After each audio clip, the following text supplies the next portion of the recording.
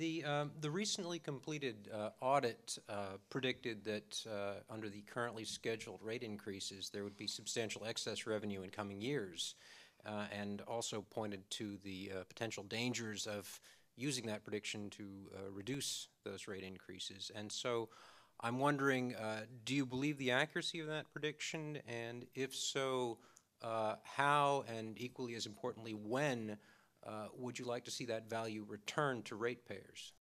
I want to do that as soon. I want to return whatever we can to ratepayers as soon as possible.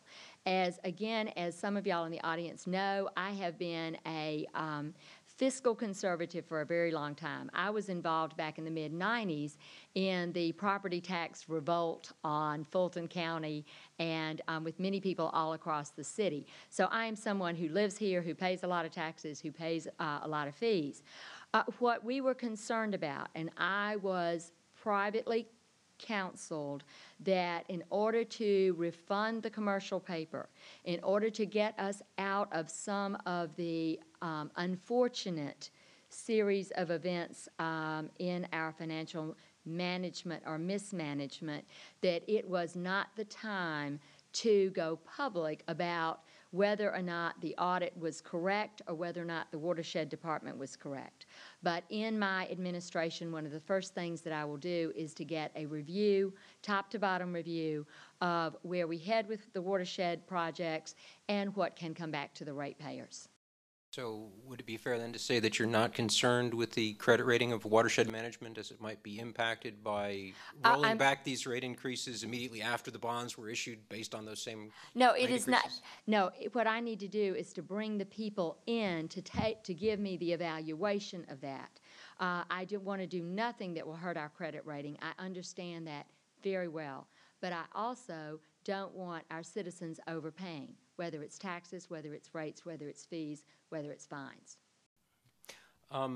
With regard to revenues, under the current system, there are some ratepayers who seem to be paying disproportionately for some services. In particular, single-family homeowners seem to be paying more than their share for stormwater removal. Current residents of the city seem to be paying for capital infrastructure that will be enjoyed by future residents of the city. And we're all, of course, paying a drought surcharge, although the drought seems to have ended.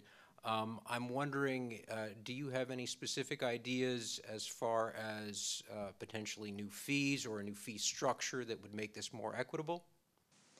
Well, clearly, we do not have a stormwater fee. I wanted a stormwater fee before the at that point, $3 billion Clean Water Atlanta program went into effect, because I understood that part of those projects were stormwater-based, certainly to a great extent, and that the distribution of that expense would be very different if we had had a stormwater fee put into effect. That didn't happen. We also don't have impact fees for water, for sewer, for stormwater, and should we have those? So again, we take the burden off of our homeowners and our regular ratepayers. So I think we need, and we are looking right now at impact fees.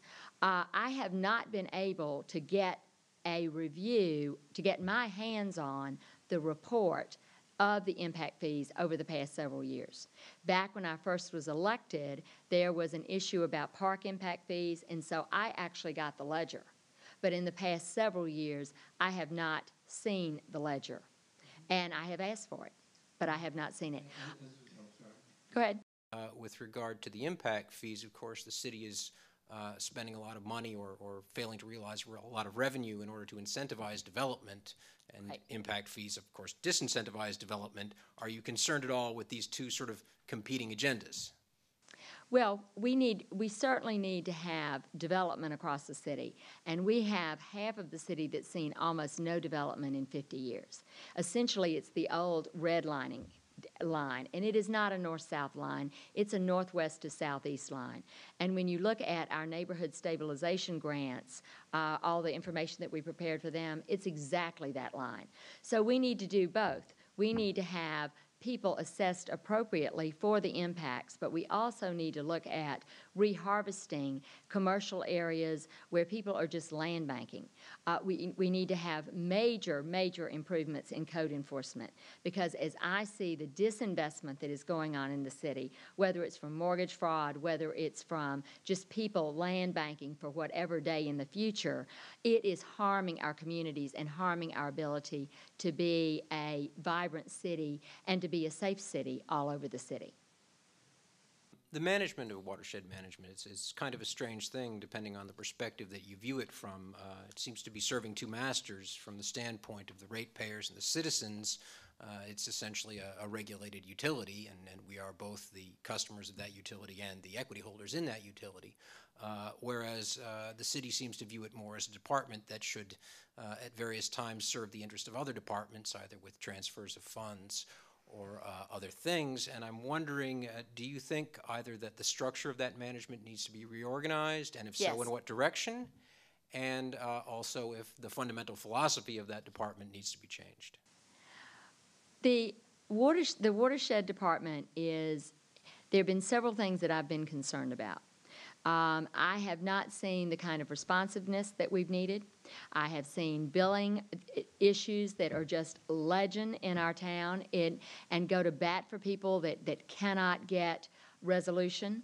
I think it is, I have been astonished with the amount of layers of management, everything from the A&E contracts to the construction management to the program management. We have got an awful lot of oversight or people on the payroll. And so I am very concerned that it is a tremendous public works project without the type of concern for incremental cost, because it is hugely expensive. And that's why I wanted the ASCE to come in several years ago and have the engineers looking at each of these projects, figuring out which ones are mission critical, and making sure that we were not just having tremendous amounts of money spent.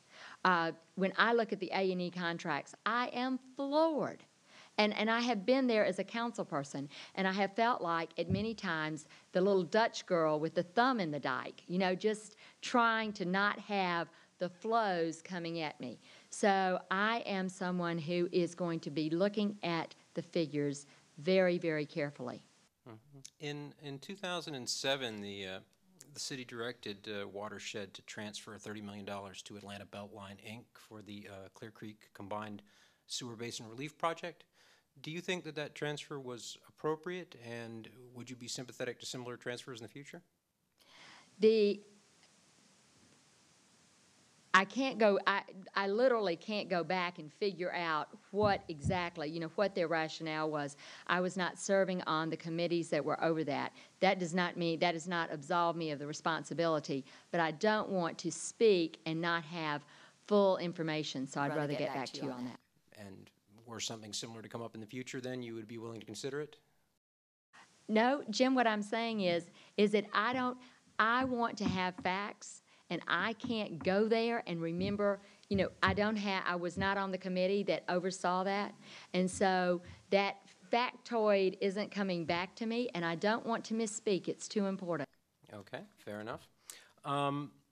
The water that's lost in the system, about half of the cost of the entire project seems to be dealing with that. And as far as I can tell, a great deal of that lost water is not, as it was represented to the public, being sort of leaked out onto the ground, but it's just not being properly accounted for.